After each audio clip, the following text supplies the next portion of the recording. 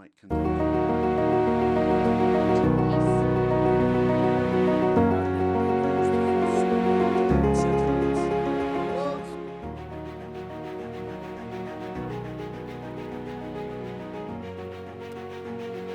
80th United Nations General Assembly kicked off with unprecedented drama on September 26, 2025, as France and Saudi Arabia co-hosted a high-profile summit on Palestinian statehood. The meeting, held at New York time, marked a watershed moment in international diplomacy, with dozens of world leaders gathering to rally support for a two-state solution, while Israel and the United States boycotted the event.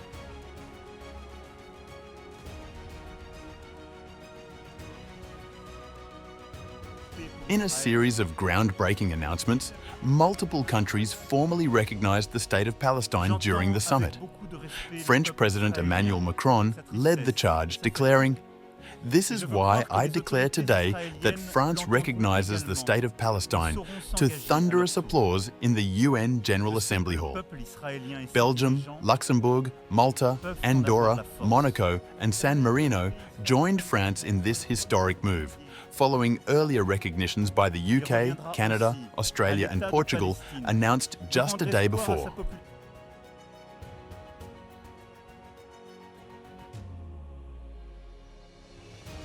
President Macron delivered one of the summit's most compelling speeches, beginning with calls for immediate hostage release and ceasefire before making his historic announcement. The time has come to free the 48 hostages detained by Hamas. The time has come to stop war, the bombing in Gaza, the massacres, and the fleeing people. The time has come because there's a pressing urgency everywhere. Breaking the cycle of violence lies in the recognition of the other, Macron declared, acknowledging that while Hamas's October 7th attack remains an open wound for Israelis, he insisted nothing justifies the ongoing war in Gaza. Nothing. He conditioned France's embassy opening on the release of hostages and outlined an international stabilization force proposal to assist Palestinian Authority governance in Gaza.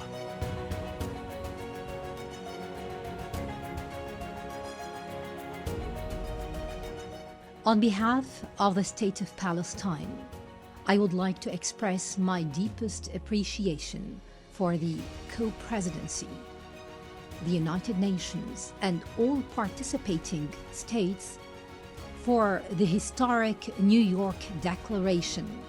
Palestinian Authority President Mahmoud Abbas addressed the summit via pre-recorded video after the US denied visas to the Palestinian delegation.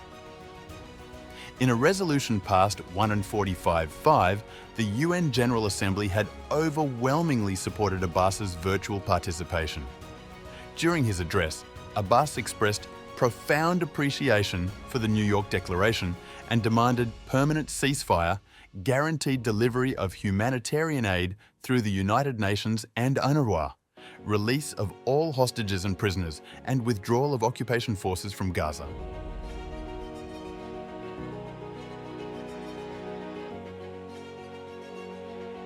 Israeli Prime Minister Benjamin Netanyahu had earlier responded with characteristic defiance, condemning the recognitions as giving a huge reward to terrorism and declaring categorically a Palestinian state will not be established west of the Jordan River. Israeli UN Ambassador Danny Danon dismissed the summit as a circus, stating, "We don't think it's helpful. We think it's actually rewarding terrorism." In a few minutes, we will see a theater when President Macron and his colleagues will gather for the so-called conference. This is a theater because we all know that it's detached from reality. Netanyahu hinted at possible annexation moves in response, warning, "The response to the latest attempt to force a terror state on us in the heart of our land will be given after my return from the US."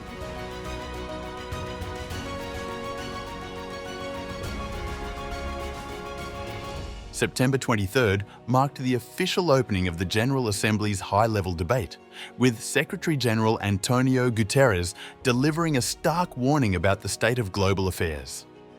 We have entered in an age of reckless disruption and relentless human suffering. Look around. The principles of the United Nations that you have established are under siege. Speaking to world leaders, he emphasised 5 critical choices: peace over war, human dignity and rights, climate justice, technology for humanity, and a stronger UN. On Gaza specifically, he stated unequivocally, "Nothing can justify the horrific Hamas terror attacks of October 7th, and nothing can justify the collective punishment of the Palestinian people."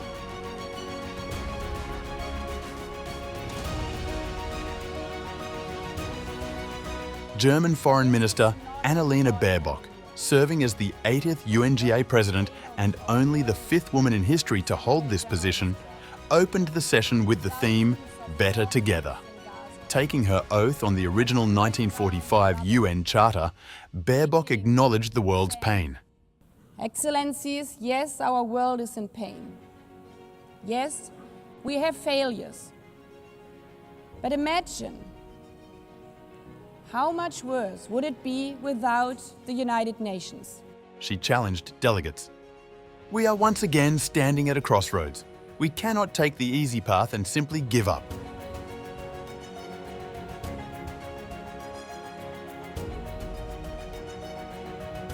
Brazilian President Luiz Inácio Lula da Silva, traditionally the first speaker at the General Assembly, delivered a powerful address defending democracy and multilateralism.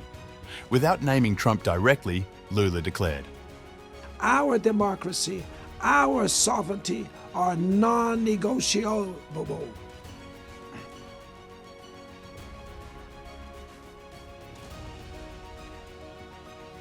We will continue as an independent nation and as a people free from any type of guardianship, attacks on sovereignty, arbitrary sanctions, and unilateral interventions are becoming the rule.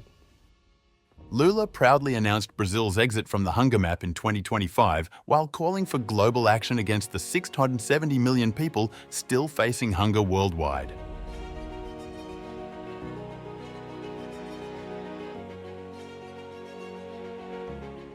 President Donald Trump delivered an hour-long combative speech that sharply criticised the United Nations while touting his administration's achievements.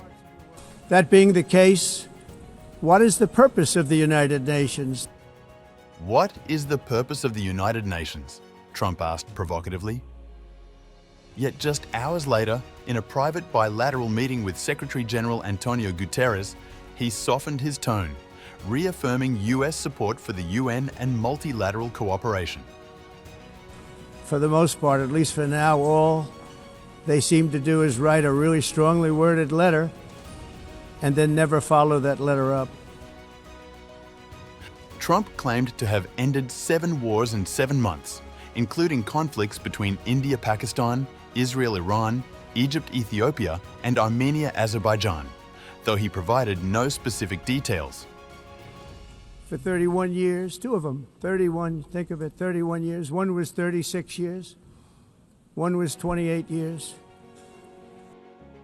On Palestine, he rejected recent recognitions, stating, "Some of this body is seeking to unilaterally recognize a Palestinian state. The rewards would be too great for Hamas terrorists for their atrocities."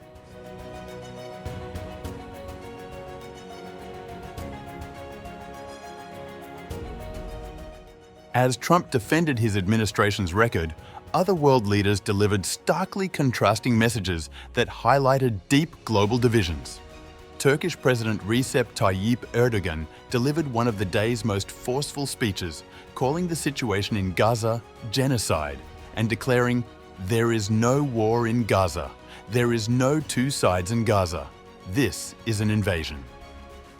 In a world where children are dying of starvation and lack of medication, can we possibly have calm and peace?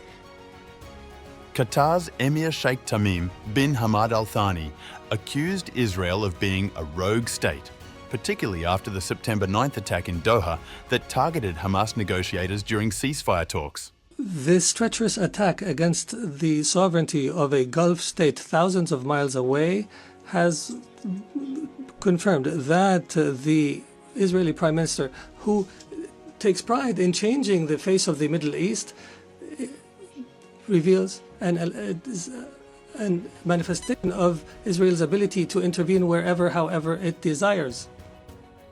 Lithuanian President Gitanas Nausėda warned against appeasing aggressors, drawing parallels to the Munich Pact and emphasizing that aggression cannot win. We have seen this before. We cannot ignore the striking parallels between the present day and the events of 1938, a time when the world chose appeasement over international law and diplomacy over deterrence, culminating in the infamous Munich Pact. South African President Cyril Ramaphosa condemned what he called genocide in Gaza, while Indonesian President Prabowo Subianto delivered a powerful speech at calling for peace, justice, and respect for sovereignty. He emphasized Indonesia's commitment to the United Nations, including support for a two-state solution to the Israel-Palestine conflict. We were treated less than dogs in our own homeland. We Indonesians know what it means to be denied justice. I would like to reiterate again Indonesia's complete support for the two-state solution in Palestine. We must have an independent Palestine.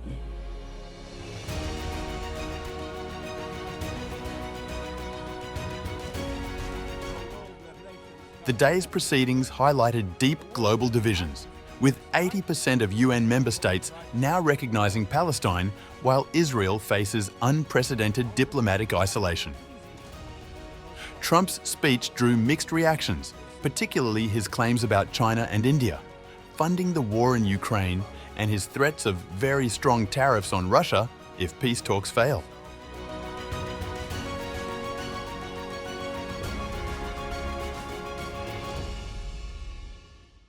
Day one of UNGA 2025 represented a pivotal moment in international relations, with the UN marking its 80th anniversary amid unprecedented global challenges.